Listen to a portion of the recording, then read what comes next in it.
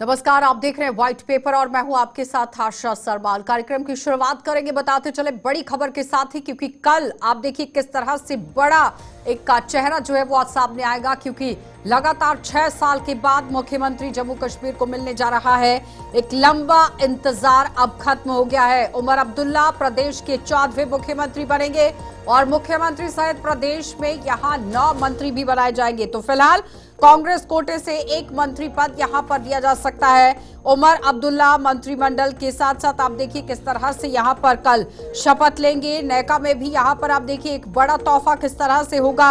निर्दलियों पर किस तरह से दांव खेला गया है, उनकी भी कल लॉटरी लगने वाली है। और जम्मू कश्मीर को कल मुख्यमंत्री के साथ 9 मंत्री यहां पर मिल जाएंगे।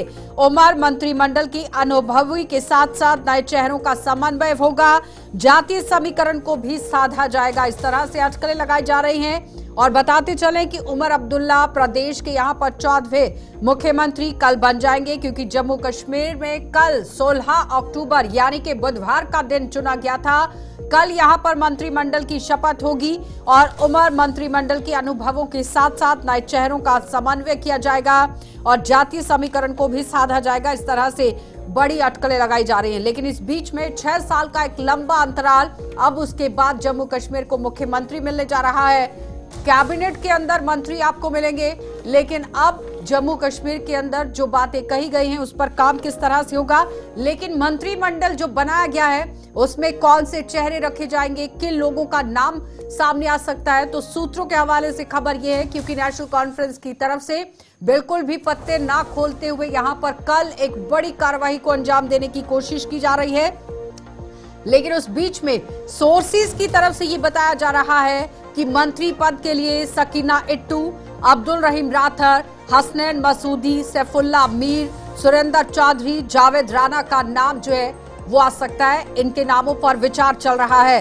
और इसके साथ ही अली मोहम्मद सागर या उनके बेटे सलमान सागर पर भी आप देखिए मोहर लग सकती है। ये मंत्री बन सकते हैं। स्पीकर के रूप में मुबारक गुल का नाम देखने को मिला है। जावेद डार, सैफुल्ला मीर के नामों पर भी विचार पूरी तरह से चल रहा है।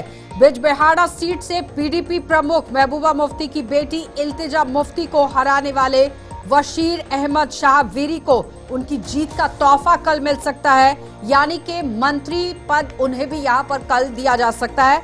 तो कोकरनाग से जिस तरह से जफर अली खटाना जीत कर आए हैं, उन्हें भी यहां पर मंत्री पद जो है वो मिल सकता है तोहफे के तौर पर। तो महिलाओं के प्रतिनिधित्व के नाते आप देखिए हब्बा कादल से जीत दर्ज करने वाली शमीम फिरदौस भी संभावित मंत्रियों में शामिल हो सकती है। इस तरह से अटकलें लगाई जा रही हैं, सोर्सेज के हवाले से खबर है। लेकिन फिलहाल कल जब सुबह 11:30 बजे यहां पर शपथ ग्रहण समारोह शुरू होता है, तो कौन कौन से चेहरे नेशनल कॉन्फ्रेंस पार्टी की तरफ से डाले जाएंगे मंत्रियों के लिए, ये देखने वाली बात रहेगी। अब हर किसी का इंतजार इसी पर है कि कल सुबह जब 11:30 बजते हैं तो किस तरह का मंत्रिमंडल देखने को मिलेगा, क्योंकि कांग्रेस में भी पूरी तरह से मंथन जारी है और क्षेत्रवाद के आरोपों से बचने के लिए भी कवायद को तेज कर दिया गया है। चलिए इस वक्त पैनल की ओर बढ़ जाते हैं। हमारे साथ आदर्श गुप्ता जी हैं, वरिष्ठ पत्रकार हैं, बहुत बहुत स्वागत जुड़ने के लिए। सोहेल काजमी जी हैं, वरिष्ठ पत्रकार हैं, आपका भी बहुत बहुत स्वागत जुड़ने के लिए। आदर्श जी, कल मुख्यमंत्री मिलने जा रहा है जम्मू कश्मीर को और 9 मंत्री भी, लेकिन कौन कौन से चेहरे रहेंगे इस पर सिर्फ अभी सोर्सेज के हवाले से ही खबर है। नेशनल कॉन्फ्रेंस बिल्कुल भी पत्ते नहीं खोल रही है। बिल्कुल आशा जी, आपने सही कहा। कल जम्मू कश्मीर यूटी को पहला मुख्यमंत्री मिलेगा यूटी का, और ये ऐतिहासिक दिन है। हम राज्य का 14वां मुख्यमंत्री नहीं कह सकते, यूटी का पहला मुख्यमंत्री कहेंगे। पहला मुख्यमंत्री मिल रहा है।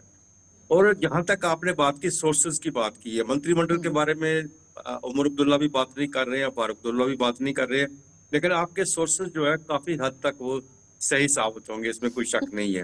जिस तरह से आपने बताया है, लग रहा है कि ऐसा ही मंत्रिमंडल। लेकिन आदर्श जी, क्योंकि 6 साल के बाद नेशनल कॉन्फ्रेंस पार्टी से सीधे तौर पर बात करने की कोशिश की गई, लेकिन उन्होंने मानने से इनकार कर दिया। वो अपने पत्ते कल ही खोलेंगे, इसलिए सोर्सेज के हवाले से खबर ये है जिन जिन नामों को सामने रखा गया। बिल्कुल बिल्कुल बिल्कुल ठीक कह रहे हैं आप, सोर्सेज के हवाले से, क्योंकि अभी तो वो उन्होंने नाम लाए नहीं सामने, तो किस तरह से हम कह सकते हैं कि लिस्ट को जारी की नहीं है। तो इसलिए कल का बड़ा ऐतिहासिक दिन है। कल सुबह सबसे पहले ओथ सेरेमनी होगी, उसके बाद जो है सेक्रेटरीज की मीटिंग की ले रहे हैं, 3 बजे की मीटिंग होगी, चीफ मिनिस्टर जो होगा मीटिंग लेगा। तो लग रहा है कल से जो है डेमोक्रेसी की शुरुआत जम्मू कश्मीर में हो रही है और 6 साल का जो इंतजार है वो कल खत्म हो जाएगा। सोहेल जी, 6 साल का इंतजार आदर्श जी कह रहे हैं कि कल खत्म हो जाएगा, लेकिन मंत्रिमंडल पर ही कहते हैं ना कि नजर टिकी हुई है। पहले तो आशा जी आपको, आदर्श जी आपको और मेरे भाई जुनेद जी को गुड इवनिंग, आदाब, सलाम अलैकुम।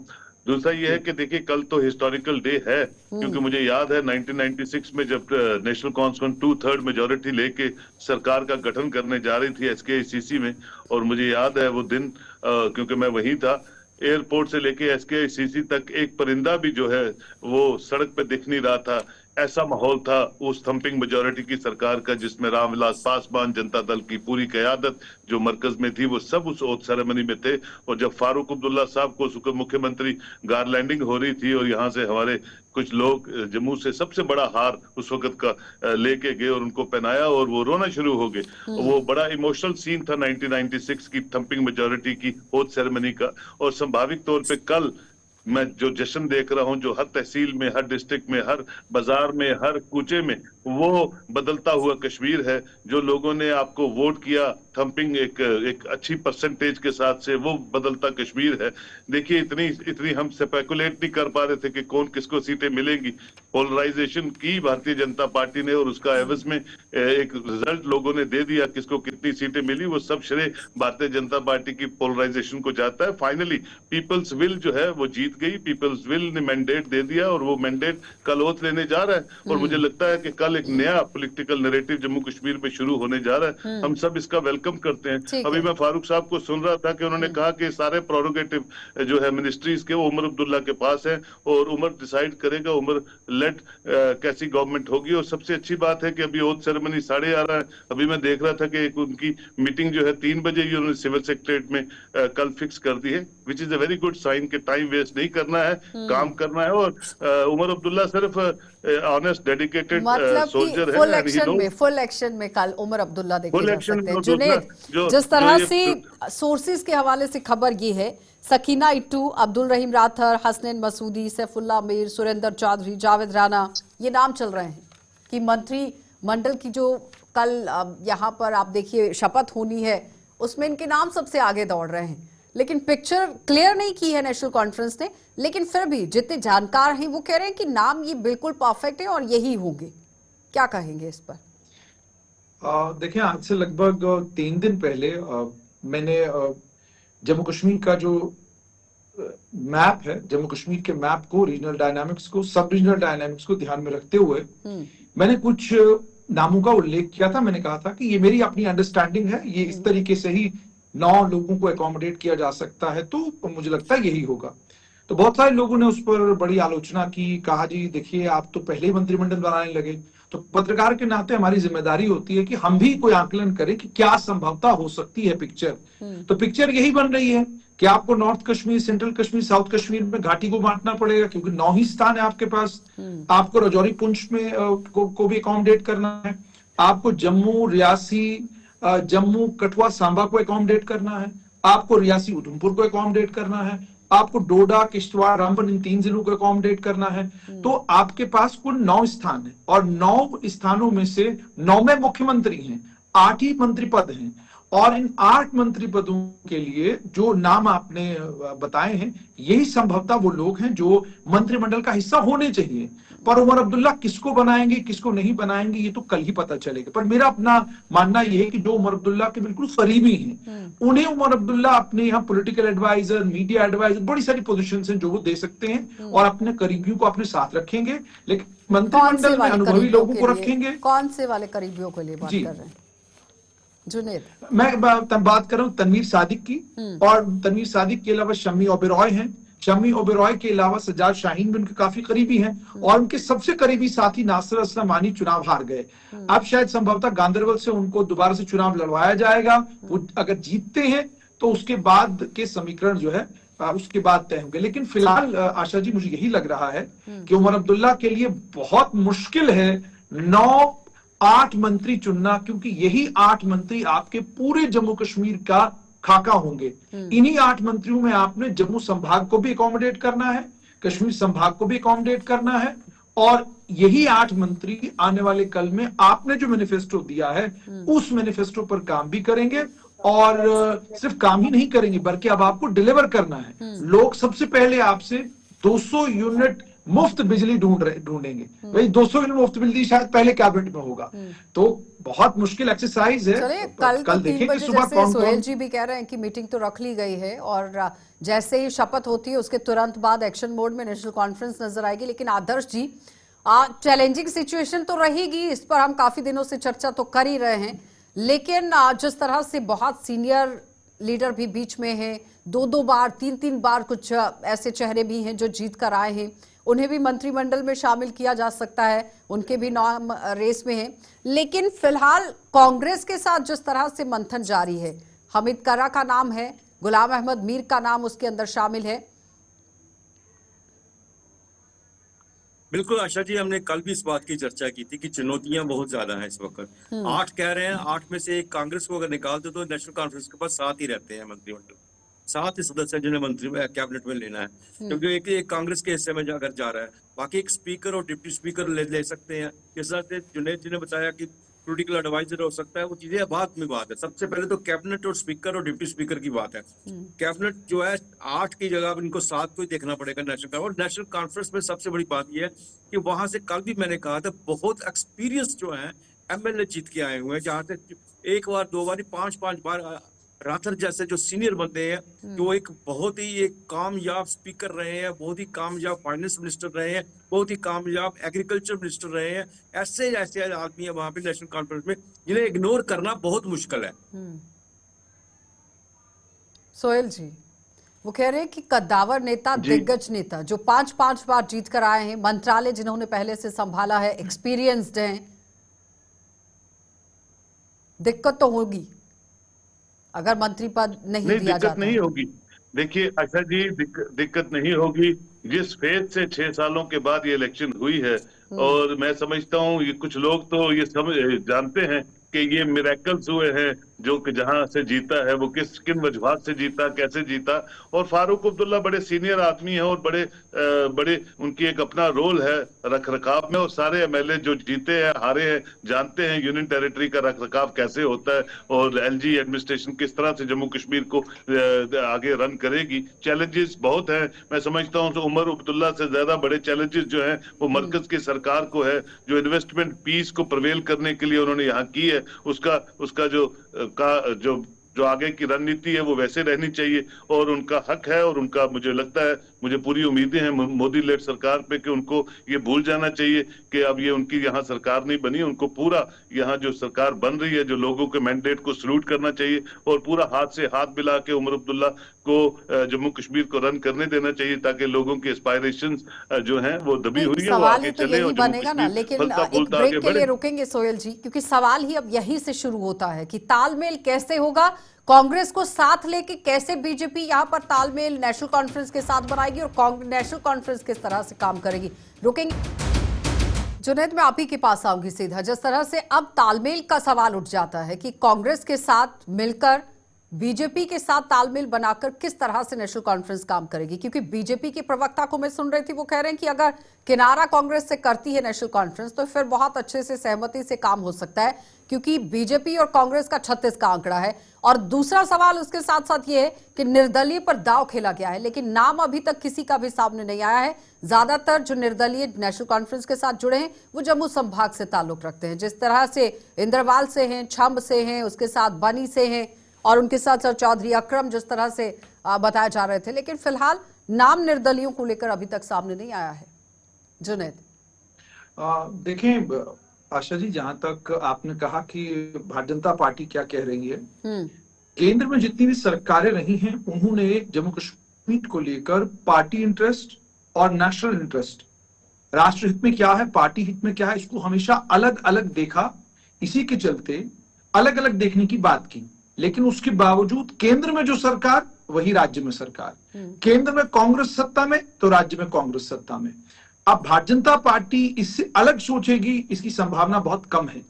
कांग्रेस जितनी देर केंद्र में सत्ता में रही, कांग्रेस शासित जम्मू कश्मीर प्रदेश रहा या कांग्रेस अलायंस पार्टनर रही। और अगर कांग्रेस अलायंस पार्टनर नहीं भी रही तब भी यहां पे जो सरकार चली वो सर्वसम्मति के साथ चली, उसमें कांग्रेस का पूरा पूरा कंट्रोल सरकार के ऊपर हमेशा रहा। अब इस बार चूंकि बिल्कुल उसके उलट है, केंद्र में भारतीय जनता पार्टी की सरकार है और जम्मू कश्मीर में नेशनल कॉन्फ्रेंस कांग्रेस की कोलिशन सरकार है। जो पार्टी राष्ट्रहित को और पार्टी हित को एक ही देखती हो कि जो पार्टी हित में हम कर रहे हैं वो बिल्कुल राष्ट्रहित में है, तो जो पार्टी हित में है वो राष्ट्रहित में है, तो इस सूरत हाल में उस पार्टी से ये एक्सपेक्ट या एंटिसिपेट करना कि यहां नेशनल कॉन्फ्रेंस कांग्रेस की कोलिशन गवर्नमेंट जो है बहुत मजे के साथ और बड़े आनंद के साथ चलेगी, उसकी संभावना बड़ी कम है। नंबर एक। नंबर दो, जम्मू कश्मीर का रिलायंस केंद्र पर बहुत ज्यादा है। आपने 12 सिलेंडर देने की बात की है तो आपको पेट्रोलियम मिनिस्ट्री से बात करनी पड़ेगी। आपने 200 यूनिट बिजली फ्री देने की बात की है, आपके पास पैसा ही नहीं है। तो कहने का मतलब यह है कि इतने सारी चीजें, और सबसे बड़ी बात कि आपके पास जम्मू कश्मीर में अगर वोट मत प्रतिशत के हिसाब से देखा जाए तो भारतीय जनता पार्टी को सबसे ज्यादा वोट जम्मू कश्मीर में मिला है। और एक संभाग के 8 जिलों के प्रत्याशी, 8 जिलों की नुमाइंदगी आपकी सरकार में नहीं होगी, उसके बाद भी आपको सरकार चलानी है। तो ये सारी चीजें जब आप ध्यान में रखती हैं तो आपको ये पता चलता है कि जम्मू कश्मीर की इस सरकार में केवल और केवल 10 जिलों की तो अच्छी खासी नुमाइंदगी होगी, लेकिन जहां तक बाकी 10 जिलों का ताल्लुक है उसमें से 8 जिलों की तो नुमाइंदगी बिल्कुल नहीं होगी। तो आप रिप्रेजेंट करना भी चाहे नहीं कर सकते हैं। कठुआ में डॉक्टर रामेश्वर हैं, आपने मंत्रिमंडल में जगह दी तो कठुआ जिले का एक इलाका बन्नी रिप्रेजेंट हो जाएगा। आपका रियासी खाली है, आपका उधमपुर खाली है, अन्य कई और जगहें खाली है। तो इसीलिए मैंने कहा कि और डिसेंट कहां पर है, नाराजगी कहां पर है जम्मू संभाग में। और आशीष जी, मैं उसमें कंप्लीट करूंगा, 2002 के बाद जम्मू संभाग ने हर सरकार में डिप्टी सीएम का पद देखा है। एक आदमी को आप जम्मू कश्मीर की सरकार में डिप्टी सीएम बनाते थे। अब ये पहली सरकार 2002 के बाद होगी जिसमें 29 लोग विपक्ष में होंगे सभी जम्मू संभाग के, और उसके बाद डिप्टी सीएम का अगर आप पद भी नहीं देते तो वो हार्टबर्न जम्मू में रहेगा। और जो लोग, जिन लोगों ने आज समर्थन दिया है जम्मू संभाग से national conference Congress coalition government को, उनके लिए भी जम्मू संभाग में अपनी पोजीशन को जस्टिफाई करना बहुत मुश्किल हो जाएगा। आदर्श जी, वो कह रहे हैं पोजीशन को जस्टिफाई करना मुश्किल हो जाएगा क्योंकि जम्मू संभाग से कौन नेतृत्व में जाएगा ये अब सवाल बन गया है। बिल्कुल सही कहा है उन्होंने, क्योंकि मैंडेट इस तरह से मिला है कि नेशनल कॉन्फ्रेंस को कश्मीर से पूरा मैंडेट मिला है, जम्मू से जिस तरह से मिला है वहीं 2-3 डिस्ट्रिक्ट्स में उनको मिला है। लेकिन हालात जो बने हुए हैं उसको देखते हुए अभी तो आप किस तरह से आप कर सकते हो? इनके पास कौंसल तो है नहीं है, किसी को भी मिनिस्टर बना लेंगे, चलो बाद में कौंसल से ले आएंगे। अब जिस तरह की सिचुएशन है उसी के मुताबिक इनको चलना पड़ेगा, कुछ हो नहीं सकता है। इंडिपेंडेंट जो है उनको लेना पड़ेगा, जम्मू के नाम पे आप शम से ले सकते हो, कठुआ के नाम से आप बनी से ले सकते हो, यही से कुछ हो सकता है। अभी तो इन हालात में नहीं, इसके अलावा पूरा ढांचा जो है जम्मू कश्मीर का उसको देखना पड़ेगा।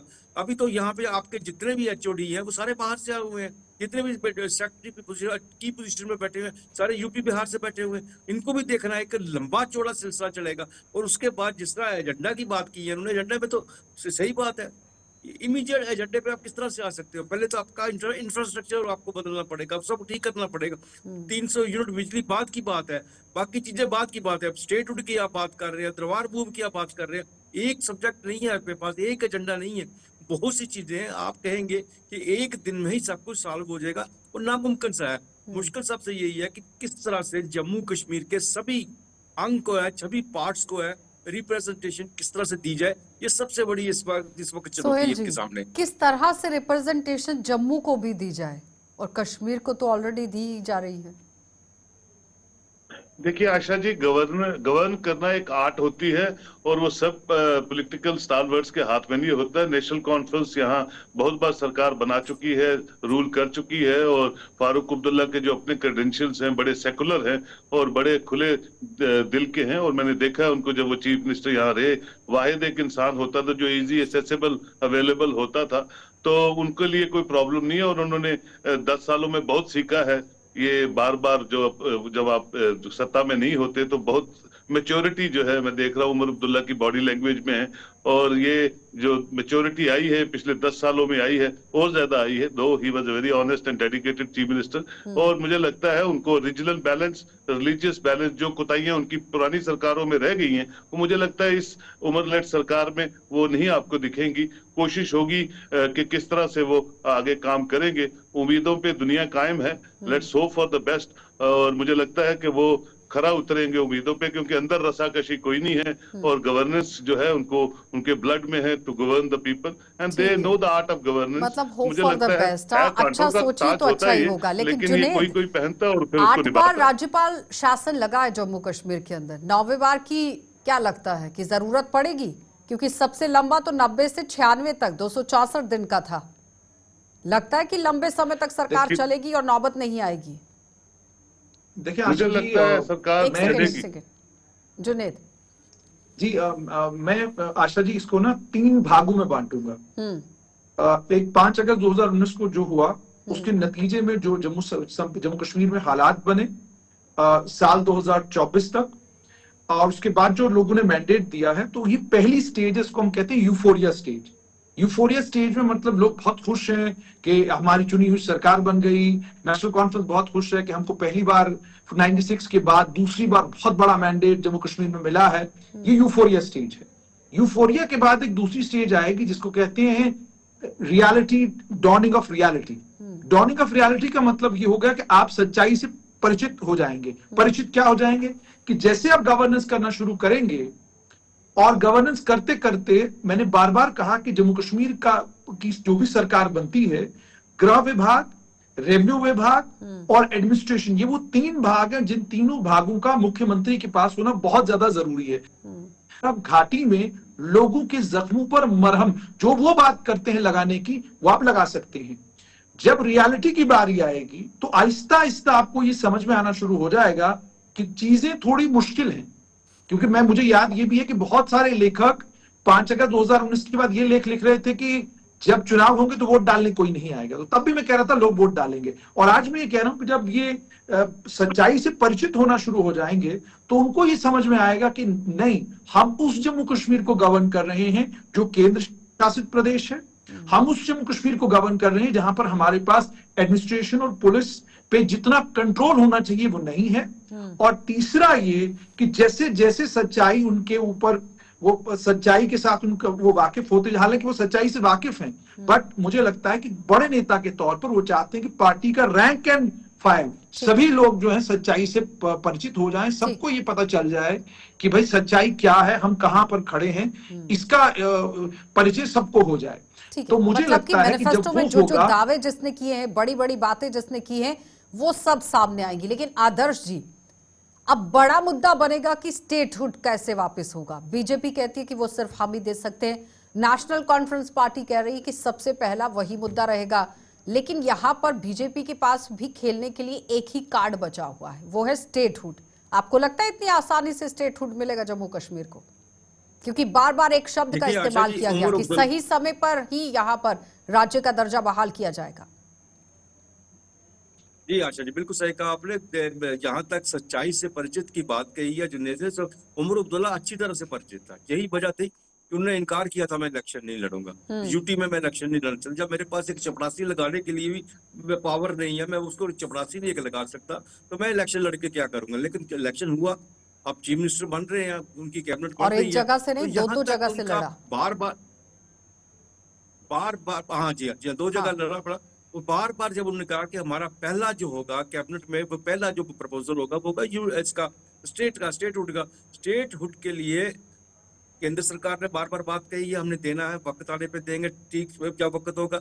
लेकिन इनको ज्यादा देर तक ये इसको लटका नहीं सकते स्टेट के मसले को, क्योंकि इन्होंने और भी देश के अंदर बहुत से आप देख रहे हैं 3-4 स्टेटों में चुनाव हो रहे हैं, जगह जगह हर 2-3 महीने का चुनावों का सिलसिला चलता ही रहता है।